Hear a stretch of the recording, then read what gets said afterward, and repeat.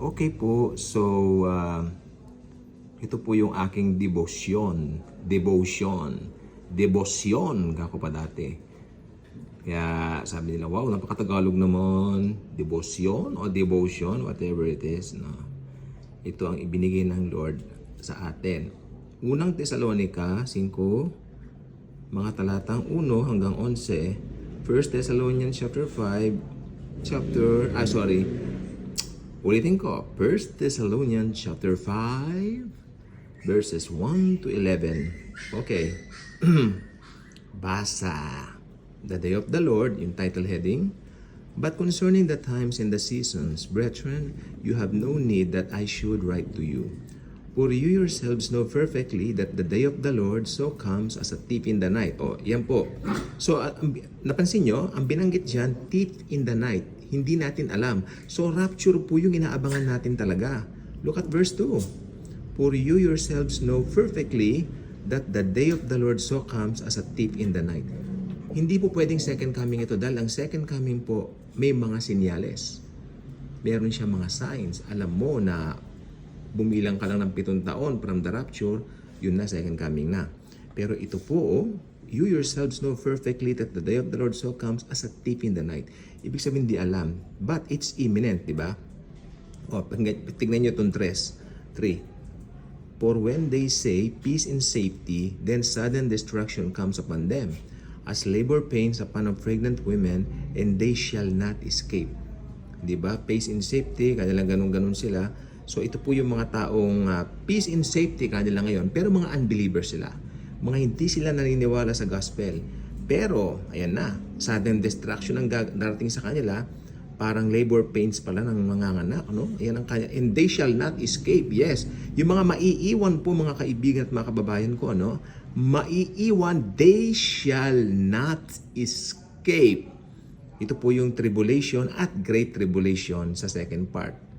First, 3.5 years tribulation. Second, yung pangalawang 1.5 year, no? 1.5 year ay great tribulation. Mas matindi po noon, mga lindol. Lindol na pinakamalakas mararanasan doon. Verse 4, gusto ko po ito, ho. But you, brethren, are not in darkness, so that this day should overtake you as a thief. You are all sons of light. Anong sabi sa atin mga believers? You are all sons of light and sons of the day. We are not of the night, nor of the darkness. Ibig sabihin, tayo ay inihahalin tulad ng apostol na si Pablo sa araw, sa liwanag. Because we have Jesus, nasa atin nga po ang tunay na liwanag. But you, brethren, are not in darkness, so that this day should overtake you as a thief. Ibig sabihin, kung dumating man yung rapture, hindi ka magugulat. Dahil i-rapture ka, dahil alam mo, inaasahan mo yun. Gusto ko yung 5. You are all sons of light. Anak kayo ng liwanag. And sons of the day. Anak din tayo ng araw. We are not, hindi yung araw na ibig sabihin araw may liwanag. We are not of the night. Hindi tayo sa gabi at hindi rin tayo sa kadiliman. Biblia may sabi niyan, ha? 6. Therefore, let us not sleep. O, ito yung sinasabi ko sa inyo, mga Christian churches, no? Na puro yung mga wealth, hindi man po masama yun, no? Ako gusto ko rin po, marami pang pera. Pero yung ang kanila po kasing tinuturo, paano ka mag-e-excel sa buhay na ito, paano ka magiging matagumpay. Hindi po masama yun, pero sa kanila po, puro ganun na lang po. Ito po ang sabi sa mga churches na ganyan, ang turan. Yang 6, basahin natin ulit. Therefore, let us not sleep as others do. Sino yung others? Yung ibang Kristiyano. Yung ibang nasa institutional churches na nagtuturo kung paano yayaman. Hindi po ganyan.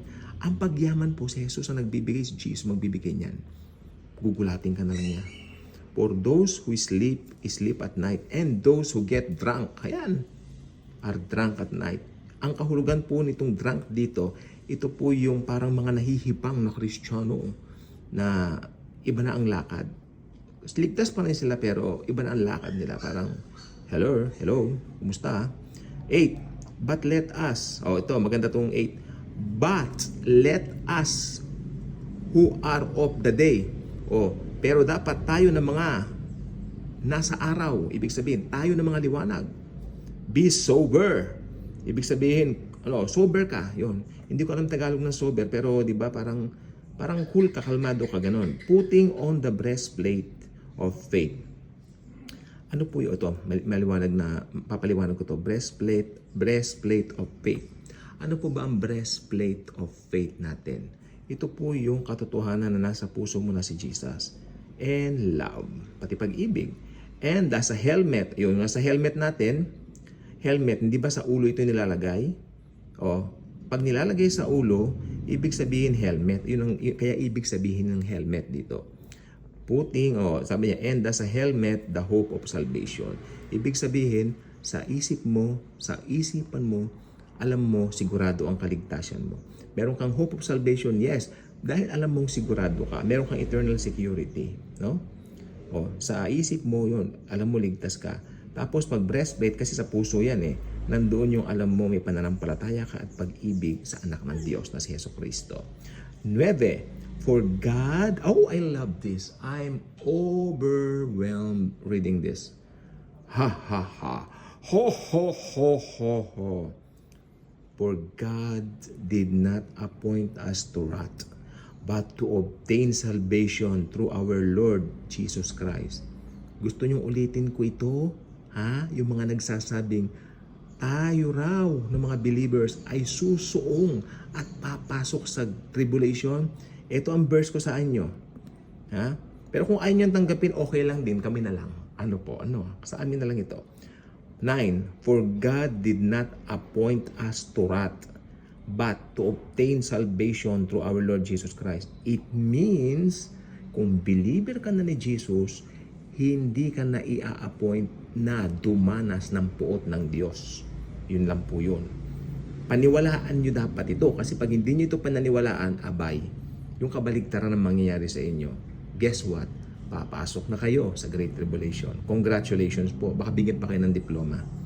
Tapos, sa 10, diretso natin yung basa sa 9 tsaka sa 10, okay? For God did not appoint us to wrath, but to obtain salvation through our Lord Jesus Christ, who died for us, that whether we wake or sleep, whether gising tayo o tulongges tayo, we should live together with Him. Yun. Hindi, ibig sabihin, kung abutan kanya na buhay pa o abutan kanyang patay na. Tandaan nyo, sa Biblia, kung Kristiyano ka, binabanggit sa'yo, natutulog ka lang. Ang Kristiyano, binabanggit na natutulog lang, hindi patay. Pero yung mga unbeliever, talagang patay. Tegi. Talaga sila. Dedo. Diba? O yun. Tapos, yes. 11.